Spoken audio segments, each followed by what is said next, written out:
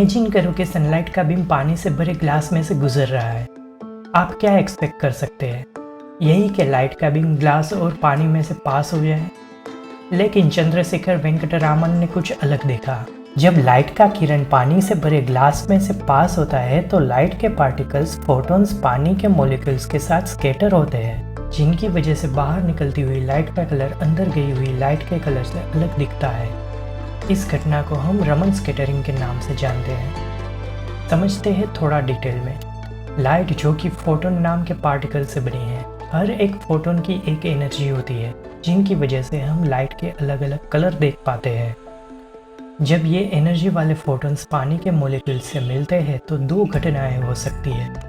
या तो photons ball की तरह दूसरी डायरेक्शन में बिना इंटरेक्शन किए बाउंस कर जाते हैं, या तो वो पानी के मॉलिक्यूल्स के साथ इंटरेक्शन करके बाउंस करते हैं। जब फोटॉन्स पानी के मॉलिक्यूल्स के साथ इंटरेक्ट करते हैं तो वो अपनी एनर्जी पानी के मॉलिक्यूल्स को दे देते हैं, जिनकी वजह से फोटॉन्स के पास एनर्जी कम हो जाती है और पानी के मॉलिक्यूल्स की एनर्जी बढ़ जाती है। अब कम एनर्जी वाले फोटॉन्स बाउंस करते हैं, जिनकी वजह से पानी के ग्लास में से बाहर निकली हुई लाइट का कलर अंदर गई हुई लाइट से अलग दिखता है, और इस घटना को रमन इफेक्ट के नाम से जाना जाता है। इस घटना में जब फोटॉन्स पानी के मॉलिक्यूल्स के साथ बिना कोई इंटरेक्शन करे बाउंस करते हैं तो उसे इलास्टिक स्कैटरिंग कहते हैं, और जब फोटॉन्स इंटरेक्शन करके बाउंस करते हैं तो उसे इनइलास्टिक स्कैटरिंग कहते हैं। इस घटना में फोटॉन्स की फ्रीक्वेंसी कम हो जाती है, यानी कि वो अब पहले से धीमे वाइब्रेट करते हैं, और पानी के मॉलिक्यूल्स की फ्रीक्वेंसी बढ़ जाती है, यानी कि वो अब पहले से जल्दी वाइब्रेट करते हैं, जिनको अलग अलग मटेरियल्स का लाइट के कलर के साथ फिंगरप्रिंट कहा जाता है। इस ग्राउंड ब्रेकिंग रमन इफेक्ट की शोध के लिए सीवी रमन को 1930 में फिजिक्स में नोबेल प्राइज़ मिला था, और इस तरह वो फिजिक्स में नोबेल प्राइज़ जीतने वाले भारत के पहले विज्ञानी बन गए। सीवी रमन का जन्म तमिलनाडु के तिरुचिरापल्ली में एक टीचर के घर हुआ था। सीवी रमन का कहना है कि मेरा जन्म मेरे मुंह में कॉपर की चम्मच के साथ हुआ था। मेरे जन्म के समय मेरे पिताजी अपनी टीचर की नौकरी से बढ़िया कमाते थे। उनको 10 रुपये एक महीने की सैलरी मिलती थी। 4 साल के बाद सीवी रमन की फैमिली विशाखापट्टनम चली गई, और वहाँ उनके पिताजी को फिजिक्स प्रोफेसर की जॉब मिल गई। सीवी रमन ने अपना स्कूल वहीं से पूरा किया और यूनिवर्सिटी ऑफ मद्रास से इंग्लिश और फिजिक्स में ग्रेजुएशन किया, जिनमें उनको गोल्ड मेडल मिला था। ग्रेजुएशन के दौरान सीवी रमन ने लाइट डिफ्रैक्शन के ऊपर 18 साल की उम्र में एक पेपर ब्रिटिश जर्नल में पब्लिश किया था। सीवी रमन ने मास्टर की डिग्री उसी यूनिवर्सिटी में से की, और आगे की पढ़ाई के लिए वो इंग्लैंड नहीं जा पाए। अपने भाई से इंस्पायर होकर सीवी रमन ने 1907 में इंडियन फाइनेंस सर्विस की एग्ज़ाम पास कर ली, और कोलकाता में उनको पोस्ट मिल गई। लेकिन वो 1876 में शुरू हुई भारत की सबसे पहली research institute Indian association for cultivation of science से बहुत प्रभावित थे। उन्होंने उस इंस्टीट्यूट में आशुतोष देव, अमृतालाल सिरका और इंस्टीट्यूट के फाउंडर आशुतोष मुखर्जी जैसे लोगों के साथ अपनी पहचान बढ़ाई, और उन्होंने उस इंस्टीट्यूट में रिसर्च करने की परमिशन मिल गई। सीवी रमन अपनी नौकरी से बचे हुए समय में उस इंस्टीट्यूट में रिसर्च करने के लिए जाते थे, और उसी साल 1907 में उन्होंने उस इंस्टीट्यूट से अपना पहला रिसर्च पेपर नेचर जर्नल में पब्लिश कर दिया, जबकि अभी तक ये इंस्टीट्यूट ने ना तो कोई रेगुलर रिसर्चर रखा था या ना तो कोई रिसर्च पेपर पब्लिश किया था। सीवी रमन के काम से इंस्टीट्यूट ने प्रेरित होकर अपनी जर्नल पब्लिश करने का निर्णय लिया, जिनमें सीवी रमन मेजर एडिटर रहा करते थे। 2 साल के बाद 1909 में सीवी रमन की पोस्टिंग ब्रिटिश म्यांमार के रंगून में करेंसी ऑफिसर की पोस्ट के लिए हो गई, लेकिन कुछ ही महीनों में वो अपने फादर के अवसान की वजह से वापस आ गए। उस दौरान अगले साल 1910 में सीवी रमन की पोस्टिंग नागपुर में हुई, और 1 साल यहाँ काम करने के बाद उनकी पोस्टिंग 1911 में फिर से कोलकाता में हो गई, और उन्होंने फिर से अपना रिसर्च वो इंस्टीट्यूट में शुरू कर दिया। 1915 में कलकत्ता यूनिवर्सिटी ने सीवी रमन के गाइडेंस के नीचे पीएचडी स्टूडेंट असाइन करना शुरू कर दिया, और ऐसे ही अगले साल और कहीं यूनिवर्सिटी ने ऐसा करना चाहा। इस दौरान सीवी रमन ने 12 से भी ज़्यादा पीएचडी स्टूडेंट्स को गाइड किया। सीवी रमन कहते हैं कि वो मेरी लाइफ का गोल्डन एरा था।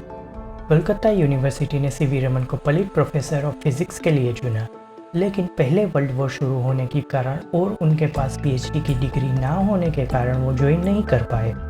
1917 में सीवी रमन राजा बाजार साइंस कॉलेज में फिजिक्स के प्रोफेसर बन गए, जो कि वो कोलकाता यूनिवर्सिटी का ही एक कैंपस था, और उन्होंने करीब 10 साल काम करने के बाद इंडियन फाइनेंस सर्विस से अपनी सिविल सर्विस की नौकरी से इस्तीफा दे दिया।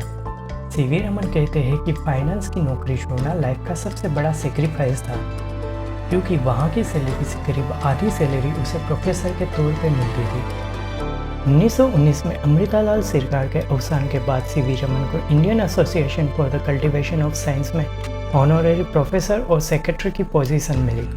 कोलकाता यूनिवर्सिटी ने सीवी रमन को जब पलिट प्रोफेसर के लिए चुना था, तब कई फॉरेन मेंबर्स ने इसका विरोध इस वजह से किया था कि सीवी रमन के पास डॉक्टर की डिग्री नहीं है और वो भारत से बाहर पढ़े भी नहीं है। इसको देखते हुए आशुतोष मुखर्जी ने सीवी रमन के लिए 1921 में कोलकाता यूनिवर्सिटी में से फिजिक्स में डॉक्टर की डिग्री दिलवाने में मदद की। डॉक्टर की डिग्री मिलने के बाद सीवी रमन को पूरे वेस्ट में रिकग्निशन मिला।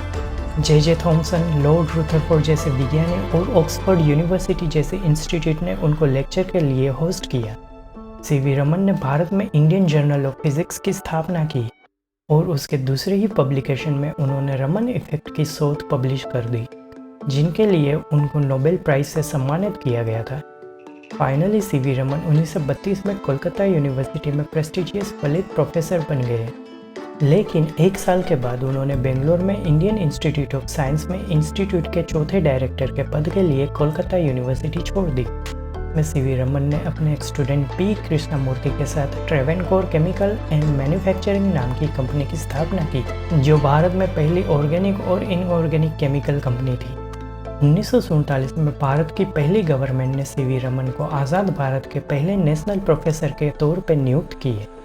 1948 में सीवी रमन ने बेंगलोर में रमन रिसर्च इंस्टीट्यूट की स्थापना की, जहां उन्होंने अपना जीवन अंतिम सांस तक फिजिक्स में रिसर्च को समर्पित किया। रमन इफेक्ट का सबसे बड़ा उपयोग रमन स्पेक्ट्रोस्कोपी में होता है, जिनसे मटेरियल का एनालिसिस किया जा सकता है। रमन इफेक्ट का उपयोग transistors, quantum computers, atmospheric analysis, chemistry और ऑप्टिकल एम्पलीफायर्स में भी होता है।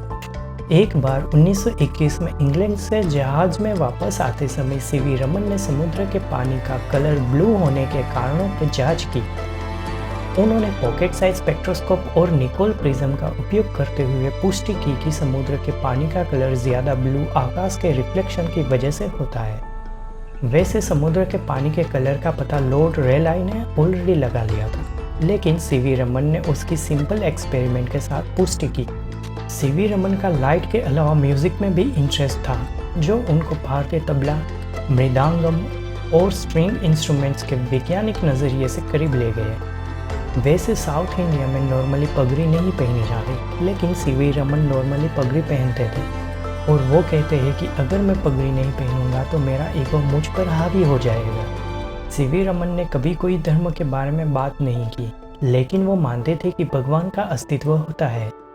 वो अद्वैत वेदांत से बहुत प्रभावित थे। सीवी रमन अपने डेथ बेड पर अपनी वाइफ से कहते हैं कि मैं केवल मनुष्य की आत्मा में विश्वास करता हूँ। मेरे लिए बस एक साफ और सरल दाह संस्कार होने चाहिए और कोई रिचुअल्स नहीं चाहिए। नोबेल प्राइज़ के अलावा सीवी रमन को बहुत सारे अवार्ड्स मिले थे, जिनमें भारत रत्न और लेनिन पीस प्राइज़ भी शामिल है। भारत में सीवी रमन और रमन इफेक्ट की याद में नेशनल साइंस डे हर साल 28 फरवरी को मनाया जाता है। सीवी रमन को लेबोरेटरी में काम करते हुए 1970 में कार्डियक अरेस्ट हुआ था। इस घटना के बाद उन्होंने अपने एक स्टूडेंट के साथ बात करते हुए कहा कि एकेडमी की रिसर्च जर्नल पब्लिश होती रहनी चाहिए, क्योंकि वो देश में विज्ञान की जड़ बनाने के लिए पानी देने का काम करेगी। सीवी रमन के 2 पुत्र थे, उनमें से एक विख्यात रेडियो एस्ट्रोनॉमर थे, सुब्रमण्य चंद्रशेखर, जो कि एक और भारत के फिजिक्स नोबेल प्राइज़ विनर है। सीवी रमन उनके चाचा थे, जिनकी कहानी हम आने वाले वीडियो में करेंगे। ये वीडियो देखने के लिए धन्यवाद।